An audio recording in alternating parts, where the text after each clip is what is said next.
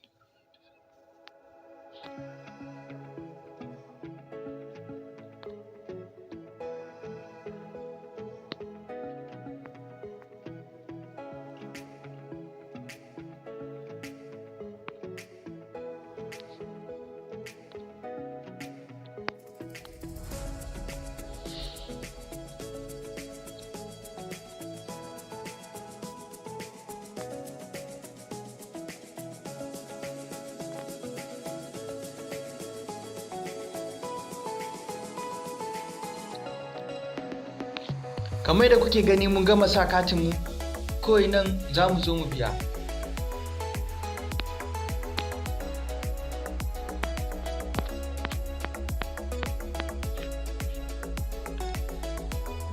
Yawwa, kamar yadda kuke gani yanzu mun sa katin mu, yanzu za mu yi transaction, sannan in mun yi zai kama wurin da za mu sa OTP.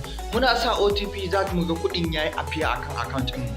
Ga wanda suke son su yi transaction amma suna tsoron kar su cinye limit ɗinsu na Binance, to ga hanya mai sauki da za ka yi ka dawo da kuɗinka, ka tara kuɗinka a cikin Trust Wallet, a cikin wato ainihin eazipay cikin sauki ba tare da ka wahala ba.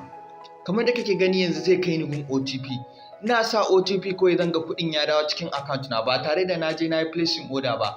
Duk lokacin da ga dama zan iya saka kuɗi na a Binance ko kuma na yi placing order. Kuma mutum yana da dala, yana da kaya yana so ya sayar kuma amma baya so baya so ya wahala, baya so ya je gun Binance ya yi magana, zai iya turo mana Ghana cedis mu kuma da mu siya a farashi mai kyau. So yanzu da mu je da a tura mana OTP. Kamar da kuke gani ai idan mutum ya san eazipay ma ba sai ma an wannan nashi ba, kawai ku san menene. Amma dai bari mu kai ku ga shin kuɗin zai sauka ne ko ba zai sauka ba.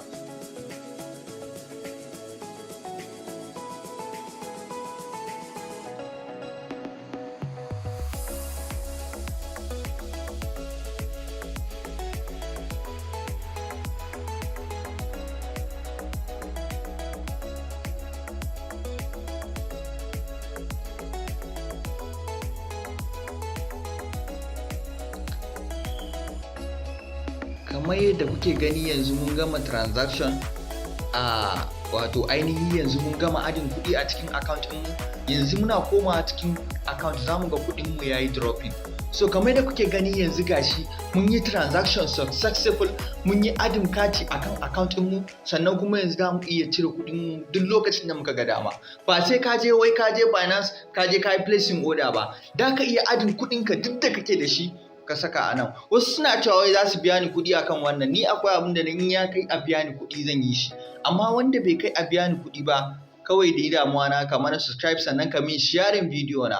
So mun gode da kasancewa a channel na Muna Tech. So kamar da kuke gani yanzu transaction ya riga ya yi successful. So kawai dan koma home, ina komawa home zan ga kuɗi na. Kamar da kuke gani bari na yi refresh yanzu za ku ga kuɗi na ya appear.